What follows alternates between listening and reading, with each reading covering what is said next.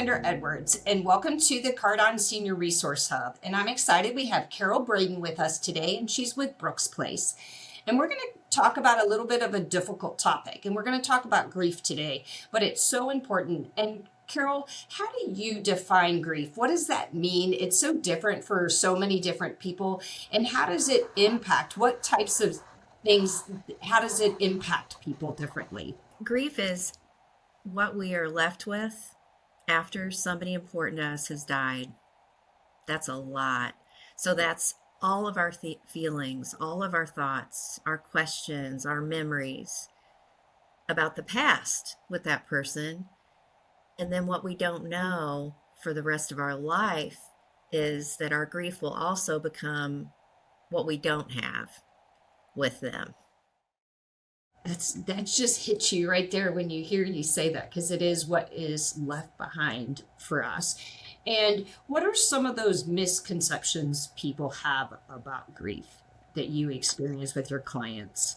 Yes, our families teach us those all the time, that misconceptions like grief is not an event. It's not the person died, and then we have a funeral, and then maybe a few weeks, a year, maybe they're sad, and then they've figured out how to be normal again. That's a misconception. That's not grief at all.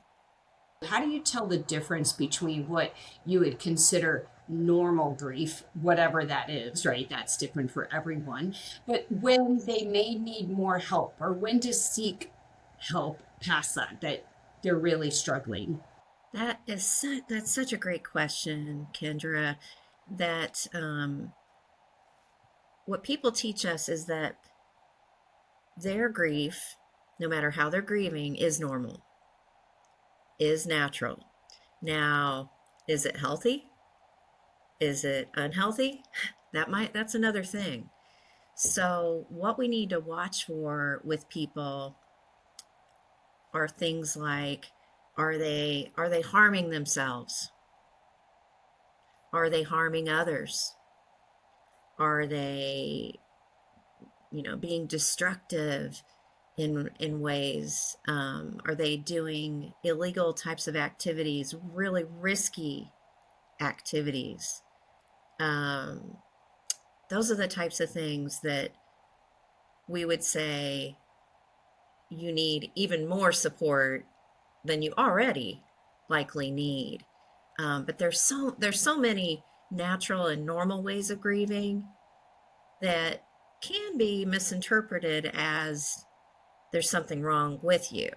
Okay, and that's not really what I'm talking about. Are there what I would consider, typical advice or tips or things that people can do while they're in this journey, and to try to keep them as healthy, but you have to walk through it too. You have to really walk through it. And that's can be really, really difficult to do. And so are there typical things or advice that you give to individuals that are experiencing grief? Yeah, absolutely. Grief is not one day at a time. It's one moment at a time. It's one breath at a time. Something I really encourage people, and it's also important to be repetitious with people. Okay, when I say this, be repetitious, say these things a lot, because when we're grieving, it's hard to take in information. But to encourage people to realize that their grief is their own. They're going to just look at you like, what are you talking about? Because they don't even know what it looks like yet. But their grief is their own, and they have options within their grief journey. When right now they feel like they're helpless. They don't have options, right? Because they don't have their person here anymore. But in their grief journey, which is again what they have left, that's what they have options with, and they need other people to remind them of that. How can family and friends support someone that's grieving? What type of do's and don'ts are there for people who have a loved one that's experiencing that grief? Again, great question. I love the questions. So, if you're a friend, you're a family member, you know, trust in the relationship you have with that person. I don't want to say something, I don't want to give ideas that all these ideas don't necessarily fit every single relationship, right? And every single person, because we're all so unique, period. And then how we grieve will be that way too, just as unique. Um, so when you trust in that relationship, trust trust that you might say the wrong thing, you might do the wrong thing. In fact, just tell them that. Say, I want to say the right things to you. I want to do the right things for you.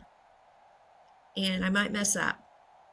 My goal is to mess up as few times as possible.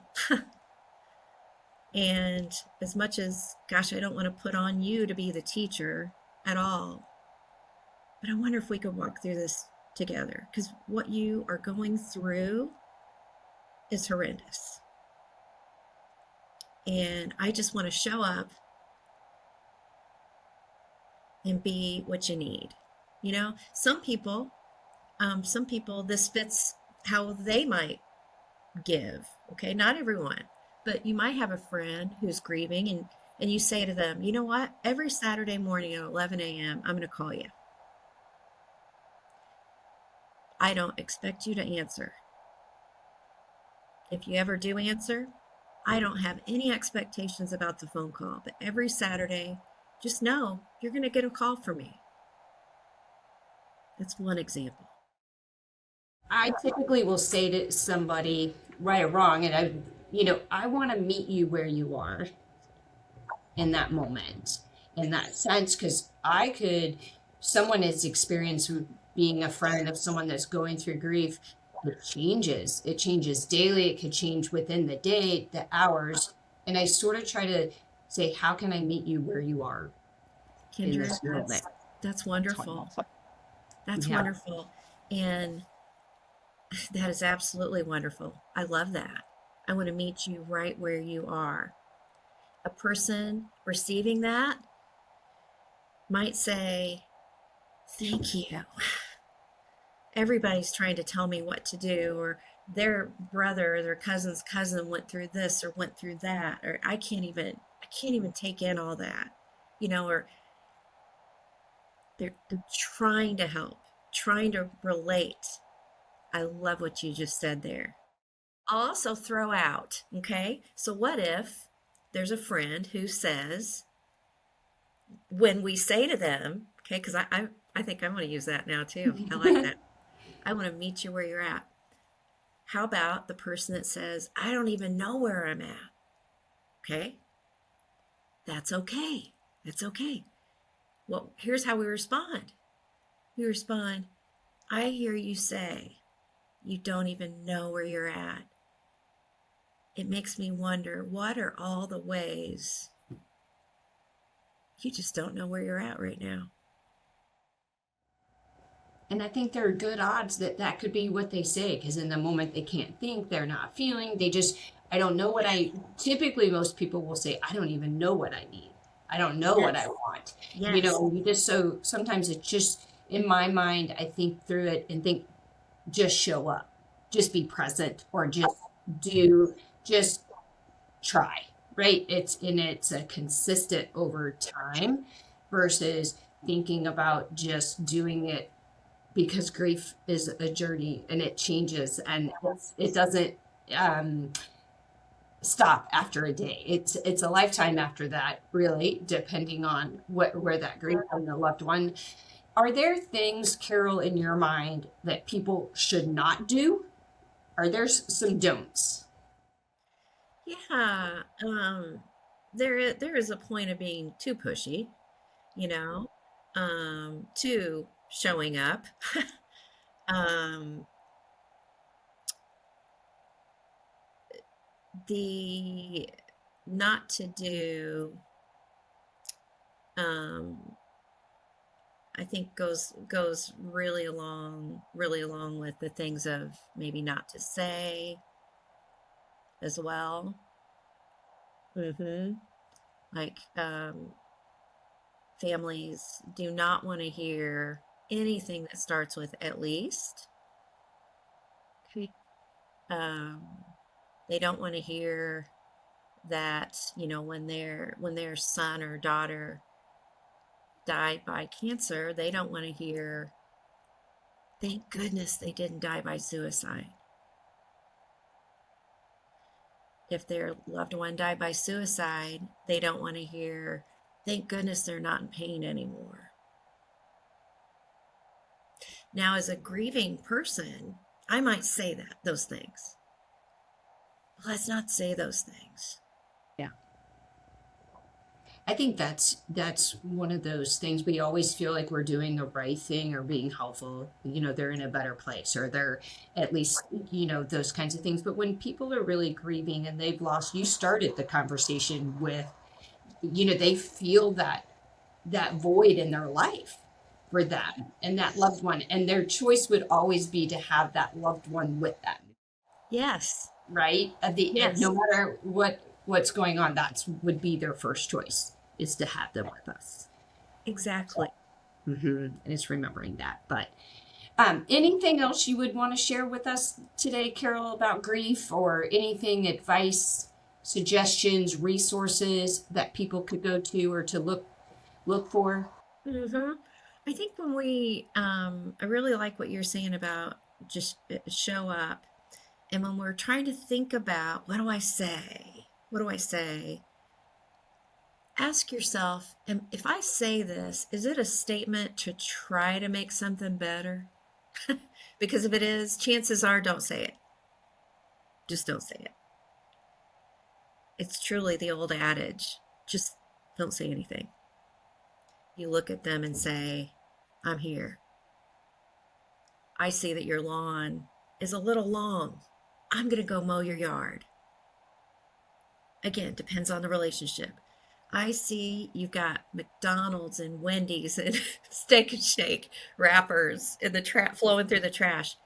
I'm going to help you put a grocery list together, and I'm going to go get you some groceries. Yeah. And I think one of the things I want to share that I've learned with experiencing this with other friends is there's always so much support in the very beginning at the funeral or right after. But it really is thinking about, I said this earlier, really trying, depending on your relationship, right? But remembering people throughout and forever, and to not forget that there's not always an end. It may get a little easier for people. They get a little healthier in that, and they get stronger, you hope. But that pain that hole is still there, and to be there for people long term. So I think that's important too. That is so significant. In fact, immediately, that's something that goes through me. When I have somebody in my life who has had someone die, or I have, and I think of their close loved ones, immediately I think, how can I be there for the long haul? And it's not about what you tell them about how you're going to be there. Be there. Yeah. Yeah. Well, thank you so much for being with us today and sharing your wisdom. And I know that this will probably help a lot of people. So I appreciate that very much. It's been an honor. Thank you, Kendra. Thank you.